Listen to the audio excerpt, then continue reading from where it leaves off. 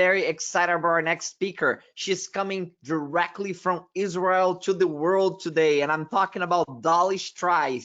Dolly heads global digital communication channels at Teva Pharmaceuticals. She has over 20 years of experience on various executive roles from large corporations such as Cisco and Amdocs, as well as several startups. She has vast experience in developing and implementing corporate communication strategies, business and development, and of course, digital transformations and innovations. She was a key member of the team that worked on the Barcelona Smart City project. She grew up in West Africa, in Cote d'Ivoire, and did all her studies in the US, and now lives in Israel with her family. Dolly, welcome. Thank you so much for taking the time to share your expertise and wisdom with our global audience today. Thank you so much, Jose, and thank you so much for the lovely introduction. I really appreciate it. Without further ado, I'm going to start. Hopefully you guys can see my screen. Looks great. Great, excellent.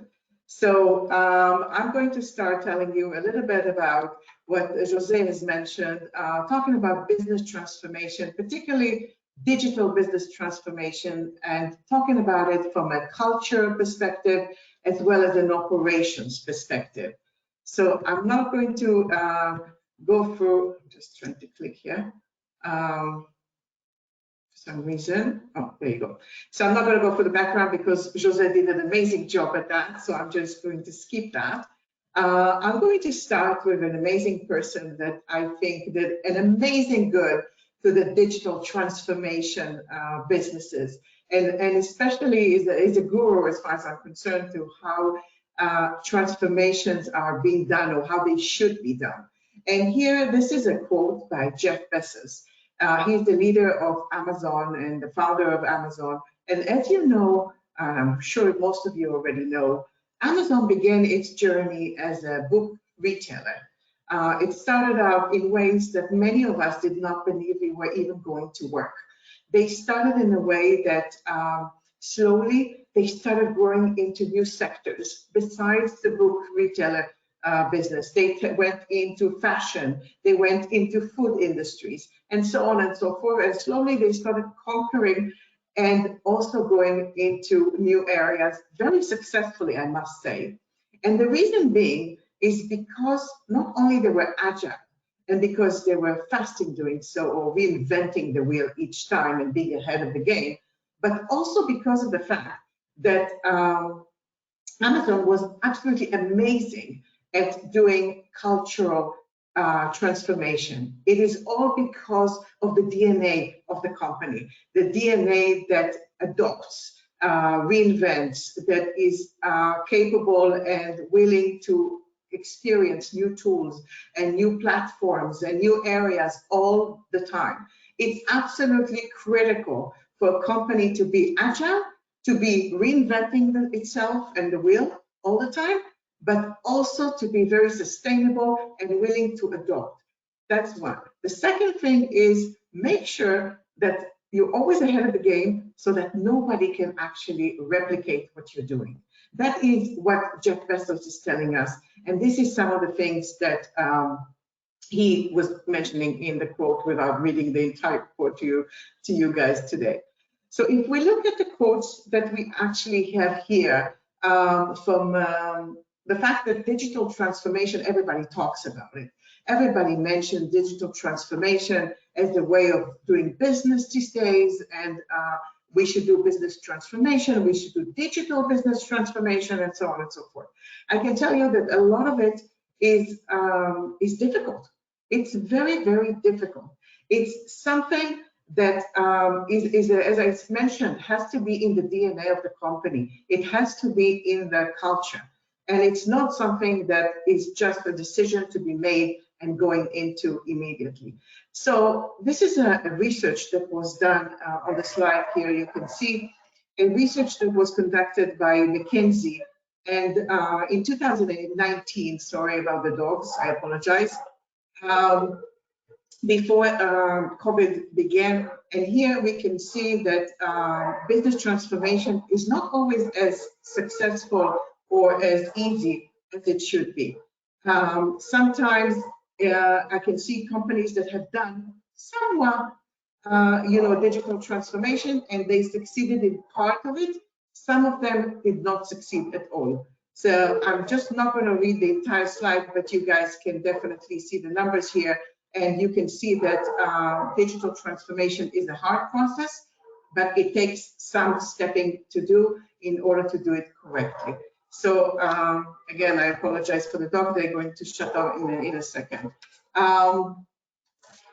This is another quote, a quote by Lenin, and a quote that was actually paraphrased a little bit by the Prime Minister of, sorry, not Prime Minister, but the Parliament member of the Scottish government, called George Galloway.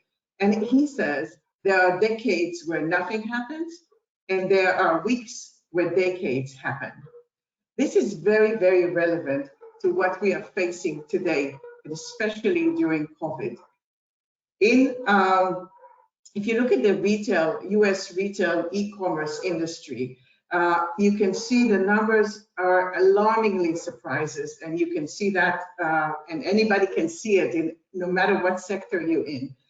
But just so that you understand, from the years 2000 to 2020, the share of overall US retail grew just about an average of 1% per year. But from March to mid-April 2020, it actually grew from 16% to 27%. I'm stressing that specifically because I want to get to that point where it's roughly 11 years of growth in just 8 weeks. Unbelievable, unbelievable. This is happening not just in the digital area, but in the US retail area, but it's also in other areas as well. In almost all sectors, we're seeing that change. And this is something that is really fast forwarding us in those numbers to something like 2030 already. So again, companies that were business ready with the business transformation would actually see 10 years forward, besides companies that did not prepare themselves for the digital transformation. And there we're seeing a very, very huge difference between those that were ready and those that were not ready. Another thing is that leaders need to understand that these days, it's not a nice to have a business digital transformation. It's a must-have. It's really a must-have.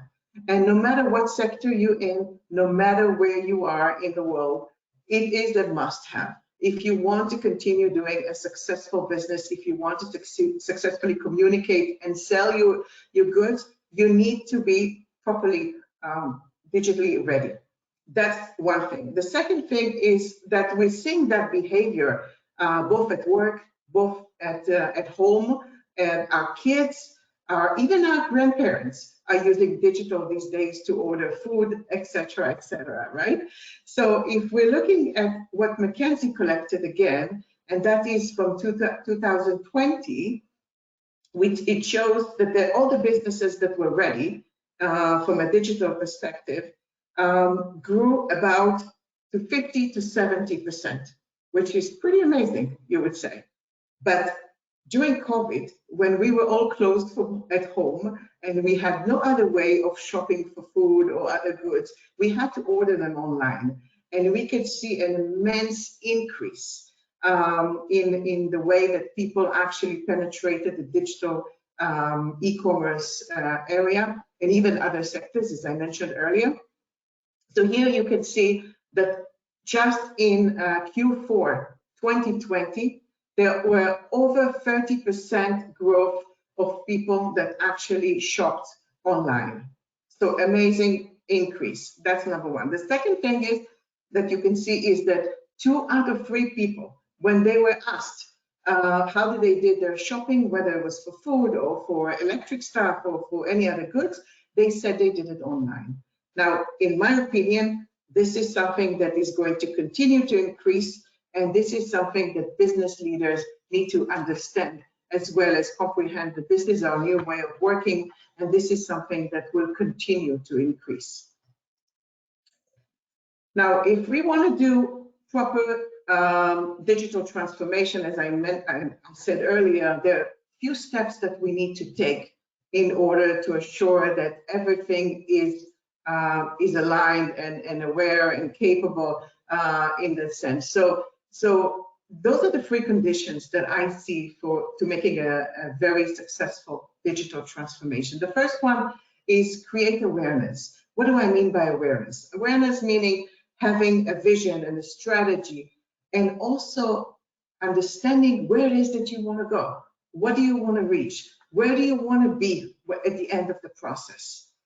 The alignment is making sure that you align with all the different units within the organization, making sure that you're doing alignment as well as understanding of what is needed, what platforms are needed, what tools are needed, etc., to assure that there is across the board understanding between the different units of the organization. From a capability perspective, you need to understand and assure that you have the correct people, the correct knowledge, the correct skills, and the correct processes in place in order to make sure that you're doing this in a very orderly manner, but also in a very well monitored time frame. This is also very important. So these are the three components that I see as preconditions for the digital transformation. So this is something that will take us through this presentation and hopefully will resonate afterwards. So totem, what do I mean by totem? Totem, it could be a bit spiritual or a religious slogan, but to me, totem here, especially related to the digital transformation, I would say that it's the principle of convincing a large group of people and really making sure that they understand that we are going to have a beneficial way for the entire group. So collecting a large group of people and giving them a benefit, giving them something that they can expect, something that they can look forward to. If I'm going too fast, let me know, but I only have 35 minutes. You guys can ask questions afterwards if needed. So as Jose mentioned, I used to work for a company called Amdocs. And when I spoke to Brian and I raised some of the case studies that I worked on, he was really, really pleased by this case study. So I'm bringing it to you today. This is definitely something for my time at the work that I did at Amdocs. And here I'm going to talk to you about the digital customer experience that I did over when I was working at Amdocs. So when I arrived at Amdocs, it was in the early 2014, 2015. Amdocs was in a very transitional period. It was a time where the stock price was not growing as fast as it was growing in the past. It was a time where their products were not seen as digital, were not seen as user-friendly. A lot of the world was starting to think, at least the big organizations, company, by the way, Amdocs is a billing company. For those of you who don't know, I apologize for not explaining that. It's a billing company. It's working with companies like AT&T and T-Mobile and others throughout the world. It's very well known in the billing industry. And up until 2014, Amdocs was very much related to the billing work. And when it started to see that a lot of other companies are looking for whole solutions and also for a digital way of working, it understood immediately that they have no choice but to really transform themselves digitally. So that means that they even had to change the way their products were looking. You know, they were old-fashioned in the products. You can see a picture of the old-fashioned products that they had in the screens that they had. So everything needed to be changed. So from a concept perspective, from a company perspective, going into new areas, for instance, so for example, they went into the security business, they went into the networking business, the video business, and so on. And really, they also try to, like a lot of other companies, by the way, try to do a lot of acquisitions that will allow them to get a bigger portfolio of data customer base. But not only that, but it's ready products that will be integrated immediately into your system and will provide your customer with best solutions. So with that in mind, you know, we were thinking about how it is that we're going to work with our customers, how it is that we are going to work with our customers in a way that we bring them, we change their mindsets about the old Amdocs and how what it represents in the past, and how we want to show them Amdocs in a new light. Yeah, so we thought about creating some sort of like a big space where we called it the Innovation Center at some point, and then afterward it became the Customer Experience Center. And basically there, we wanted to show them a whole holistic journey of, first of all, repositioning Amdocs. So showing Amdocs in a way that is innovative, that is digital, that is ahead of the game, that it also has all the different market trends and it understands the different needs from the customer perspective and also the world's industry trends that are happening, and also showcasing them, you know, all the new products. So all the products that I was mentioning earlier that were all throwing that away, showing them the new screens, the new way of working, and not only that, but also working with different partners and startups to make sure that we bring a holistic and whole solution to these customers. And that was something that was really amazing because that created a whole new concept and a way of working for these teams. From another perspective, it was a way for us to inspire, not just by using the internal teams that we had in showing our new products and the transform capabilities, but also inspiring both the internal audiences as well as the external audiences. So with that in mind, we built two customer experience centers. One in Ra'anana. Ra'anana is the headquarters of, in Israel, by the way, is the headquarters of Amdocs in Israel. And it basically is where most of the management is, a lot of large buildings, very big campus, a lot of impression, apropos the repositioning and so on, and really showing the grandiosity of Amdocs to those customers. And then the other location was to do it in San Jose.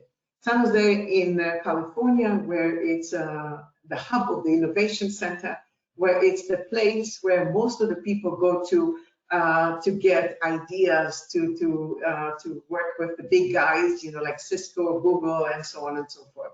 So obviously, as a big company, Amdocs thought that San Jose would be another great location for it to showcase its digital transformation so that people can see it and partner with it, as well as understand its digital transformation. So in this experience center, we basically looked at millions of ideas on how to impress our customers.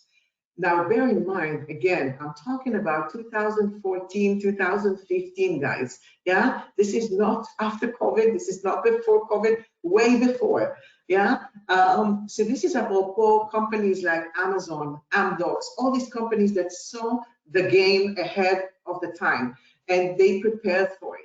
And this is the reason why today they're absolutely ready for the changes that are happening today. So in that time, we looked at different solutions and different, I would call it games that we had in the experience center. So for example, facial recognition, that today for us, it's very normal and it's very used. But at the time, you know, facial recognition was very hard to find. We looked at robots. We looked at Alexa at the time. We looked at holograms. In a way of projecting our new products and so on. You know, so again, it had to be very engaging experience. It had to introduce the journey that we wanted to take them through. And also when I'm talking about the journey, I'm talking about from the time they arrive until the time that they leave, the whole time is actually being planned in a way that you sort of like brainwash them, but in a good way, in the sense of allowing them to see all the wonderful things that you can provide them and how you can partner with them to find the best solution that is suitable for the company. Obviously, we're talking about sustainable technology, we're talking about cloud-based technologies, and we're also talking about long-lasting experience. So basically, the idea there, and you can see some of the examples at the bottom of things that we actually showcased at this location, was really to show them that we have the best state-of-the-art technology, and we know what we're talking about, we know where we're heading, and we know what is needed for them to succeed. This is, I'm not going to go through all of this. This is just some of the journey processes that we took them through. We even had an application from the time that even before they arrived, when they were just invited to the center, it would say, you know, welcome, and we're going to see you in about 6 weeks time or whatever it is. And this is your agenda. This is who's expecting you. This is your driver at the airport. And this is 1 week before the visit. This is what you need to expect. Those are the meetings that are expecting you, as well as after they leave the session. What did you think about the session? How was it for you? And as well as sending them all the presentations and surveys and things like that. Other things that we connected with them was about through social channels. Now, again, remember, social channels were not as popular as they are today. So for people to actually go inside and for people to actually see the actual and even engage or complement in any way possible. So whether through their mobile phones or through the different interactive screens that were in the center, we allowed them to share the visit, to talk about the visit, what they saw, what they wanted to compliment on, and even some feedback, for instance, that was shared with us over in social. This is just an example of the demo room. As you can see, it's soundproof. It's huge, by the way. I don't know if you guys can see the magnitude of this room, but it's a really executive-looking room with everything on it.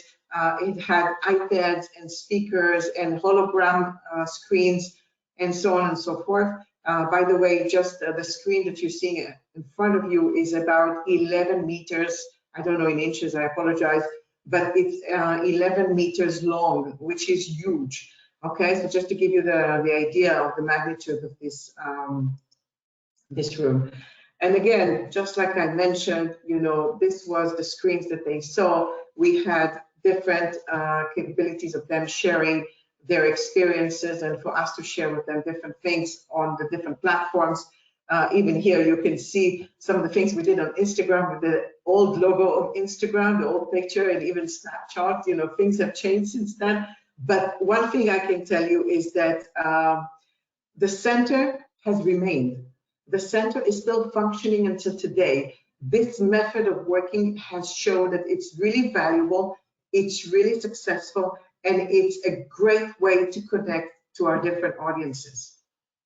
With that in mind, I apologize that I don't have the latest data because I left Amdocs about 3 years ago. But one thing I can tell you is that, as I said, it's very successful until today. I know that from customer satisfaction perspective, from people that are still talking to me about it, from also changing the way they're working perspective. And this is much more, people are asking to come to the center because they know they're going to get the fullest attention, they're going to get all the management there, they're going to get the best demos possible, and they're going to find out whatever it is that they need for their business to go forward. And also definitely from an ROI perspective, I can tell you that the sales definitely uplifted and showed great success from that perspective as well. So with that in mind, another term for you guys, observance. Observance is the practice of observing the requirements of a law or a ritual. Now, I'm not a very religious person, so don't get me wrong with this totem and observance here, but just to share with you that the idea of gathering people together, making sure that they have a common ideology, a common ground to work for, a common goal that they want to reach. This is what I see in the digital transformation. Now, as mentioned by Jose, I'm currently working at Teva Pharmaceutical. It's one of the largest generic company in the world today. And I'm going to talk about how we embedded the digital culture and its capabilities into the corporate brand world. Now, you know, at Teva, I joined in 2019. And I don't know if this is luck or if this is something that I'm known to come for when there's a crisis, but usually these are the cases when I join a company. So here as well, when I joined Teva in 2019, Teva was after a massive restructuring period. It had a lot of companies that they acquired, but were completely separated from one another. They worked completely independently from one another. And when Kåre Schultz, who's our current CEO, came aboard, the first thing that he did is said, we are going to rebrand the company. We are going to gather everybody under one umbrella, calling it Teva. No more different names for the different companies. Everybody acting as one, everybody using the same finances, same logo, same everything. And the other thing that was quite crucial was about not only acting as one Teva, but really doing proper communication, not only externally, but also internally. So we had the mission of getting both our internal audiences as well as our external audiences into a way that they think alike, that they communicate with one another and share knowledge, most importantly. So what we did is we created what I call a center of excellence. This is something that I also did at Amdocs, by the way, and also in some of the startups that I worked at. And basically here, it's a restructured support system that allows you to give support to the different units that exist within the organization and externally. But not only that, it, from a communications perspective, it allows you to use different channels in a very corporate way, but also in a very successful way, meaning you're speaking one language, you are all messaging the same thing, you are talking the same way, etc., etc. So not having different stories to one company. So again, looking at it from both local as well as global perspective, we centralized the editorial streams, all the content, no more anybody creating their own stuff, implementing and managing support infrastructure, making sure it's efficient, both globally and locally as well, and also using a very upskilling and enhancing global and local digital activation through the different channels as well as different teams worldwide.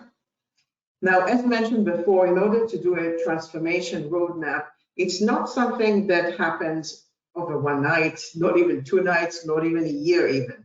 It's a process. It's definitely a process. And these companies that started before understood that they're not going to reach the level they want to reach in a year or half a year or even a month. It's a phased approach, and it's something that, you know, first you build the foundation, then you talk about the implementation of the different digital platforms that you want to implement. Then you talk about scaling and leveraging some of those services and how you're going to support the organization. And only in year 4, you're starting to understanding how you want to evolve or where you want to take it to the next, how you want to take it to the next level. I'm going really fast. I just want to make sure I'm keeping time here. So in order to do that amazing and successful business transformation, my belief, and this is how I always work, there needs to be proper and orderly governance at its place. So there needs to be different units or different groups that are actually working together to assure that their path is leading towards a successful transformation. Having a steerco, which is a big group of all the different stakeholders, especially usually in the steerco, you see the big management members.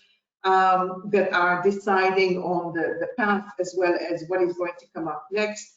And then we have a project team, a team that does the actual work itself. We have the different stakeholders that we use both locally and globally, as well as the market activation team, which is putting and implementing all of that and bringing it live. These are some of the things that we put in place in the digital services that I created. A lot of it is things that they can actually do themselves, being independent, although we are a center who gives them services, but I also want them to be independent and do things on their own, obviously aligned with everything else that is happening throughout the company. You know, we have done a rollout of, for I think it was a year, we did something like 59 websites worldwide, globally and locally, that we brought in live with the new brand, the new look and feel, digital looking. We also created, as I mentioned, the content lab and a lot of the messaging. We also put together a very vast analytics dashboard in a way that they can actually see when we're doing well, where we're going, how we're doing well, when are we not doing well, what is happening at all times, and it's very important to measure yourself, especially in the digital world itself. And this is just another way for you to see what we have done and how we aligned all the different corporate and local stuff into one unified look and feel, which is the one brand, as well as some of the quotes, as well as compliments that we got from some of our stakeholders and leaders talking about some of the programs that we put in place. Now, just to summarize, we lead by example. We are putting the building blocks as we speak. We have put the foundation in place. We are executing and iterating, meaning we are rolling out new sites. We're even talking about creating a new intranet. We are in the hardcore of the work for the new intranet for the company. We are thinking services about how it is that we're going to facilitate all the work for all the rest of the BUs, the rest of the employees, and also for our external audiences. How we can globally and locally execute. We're going to balance all that flexibility, make sure that there is no one group that does a lot more work and one group that doesn't do much. A lot of training is involved here. And as I always say, it's not us versus them, but us acting as one Teva. So with that, I think I'm just on time, Jose. And thank you so much. Dolly, thank you. It's Brian here. Obviously, Joseph. Hey, not a problem. Dolly, if I could, fantastic. What a fantastic presentation. Dolly, your presentation seems to have popped up again for some reason. If I could ask you to stop sharing that, that's not a problem. Is it better? Hold on, let me.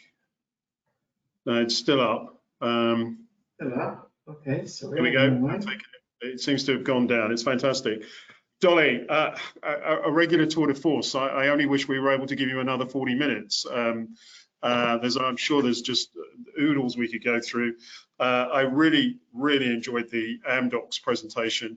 And I actually have an initial question just from me, which is the investment that Amdocs chose to make in the sort of customer experience perspective, especially at a time, as you point out, when there was limited social media, it was not something that everybody was doing.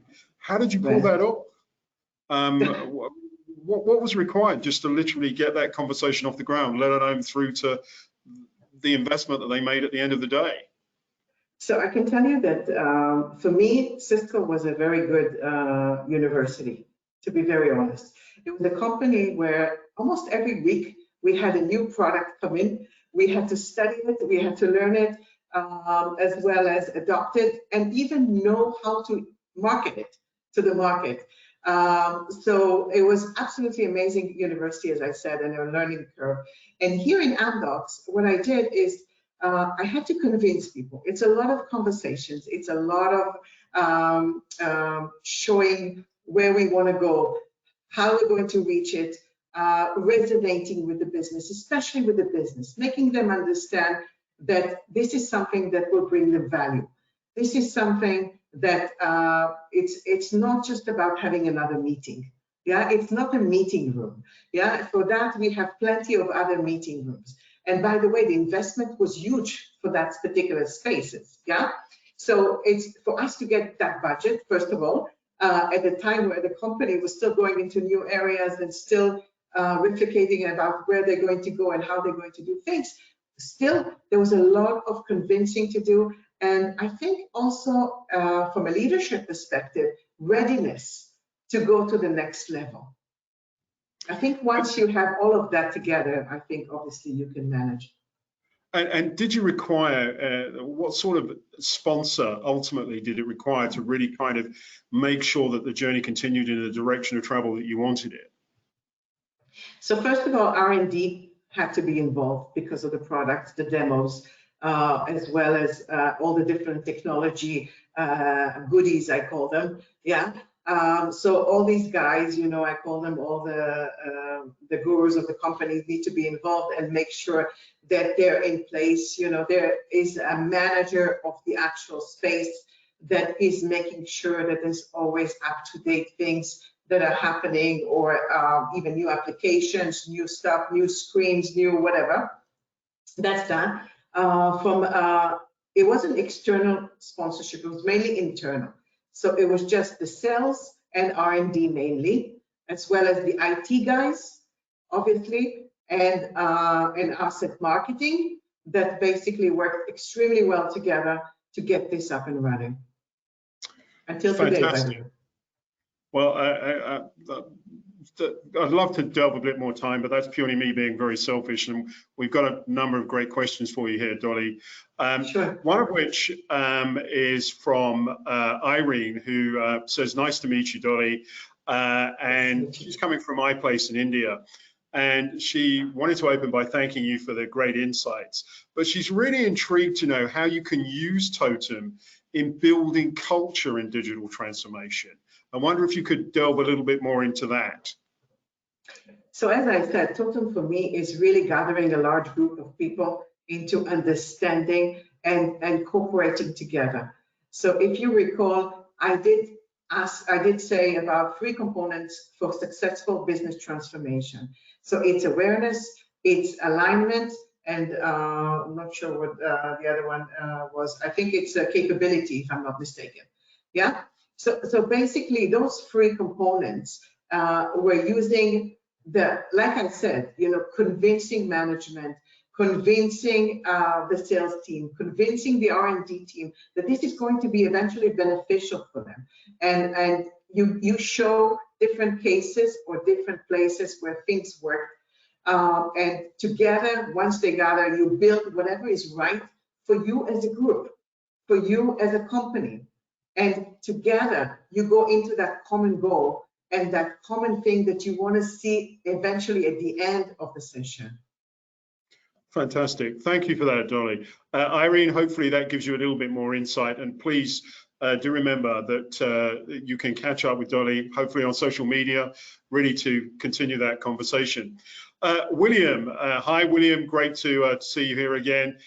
William has a question around upskilling and really wants to know, could you sort of elaborate a bit more around the sort of needs, plans, and executions, and really sort of hone in at what levels of the organization did you find needed upskilling the most?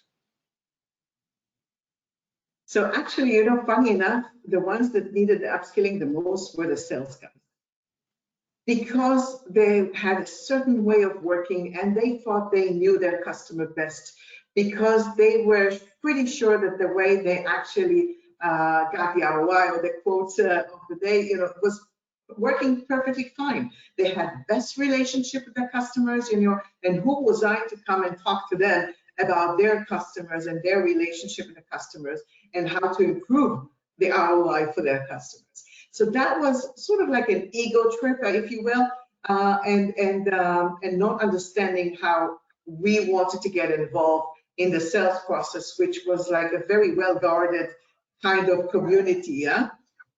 So with that, they were the most difficult group to convince.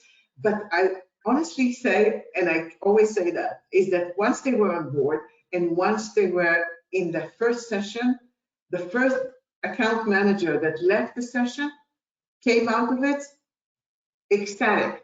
You know, they were like completely conquered, and they understood the value of that journey. They understood the meaning of what we can give them, which is much more, by the way.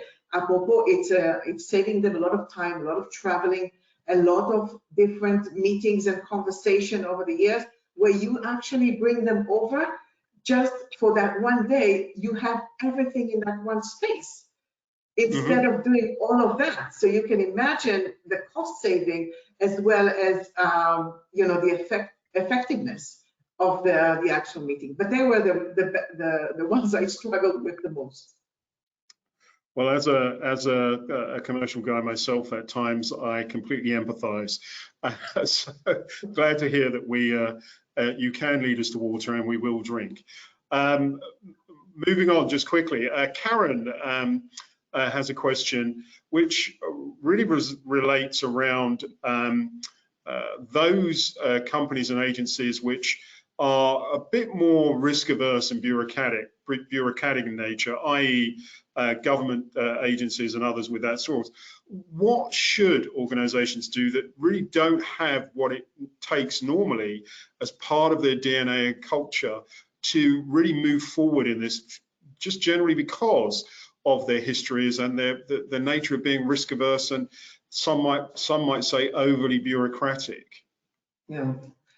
So as I say always, you know, there's times where you can convince. Obviously, there's times that you cannot convince, and I absolutely agree. There's times where you need to bring in the big cannons, as I call them. You know, you have to bring in either consultants or somebody that this particular management trusts, and also getting them word across. Sometimes in some organization, in some management, and I've seen that, you know, they're better off getting it from somebody that is external than somebody that is internal. So bringing in somebody that is an expert, of course, but also, you know, talking to them about some of the pain points, some of those things that make the difference for them, and sharing them the path. I always say some people, you know, prefer to pay a lot of money for it, and they think that once they pay a lot of money for it, they do it a successful job. Again, there needs to be a complete process to this. There needs to be alignment within the different units. There needs to be a lot of work between the different groups. So even if you're bringing somebody from the outside, make sure that all this work is done within the organization itself, because if not, it's not going to work. And by the way, some of those consultants are wonderful and great, but they don't understand the DNA of the company, or they don't understand the way things are happening in the company, or the politics even in the company, and so forth. So there's a lot of things that need to be aligned, put into a governance, and then you can move ahead successfully. Fantastic. So thank you for that, Dolly. Karen, I hope that gives you a little bit of insights, and please do follow up with Dolly following the event on social media. I'm sure she'll be happy to share that with you. So I have another interesting question, which takes me back to the days of mobile, to the early days of mobile telephony.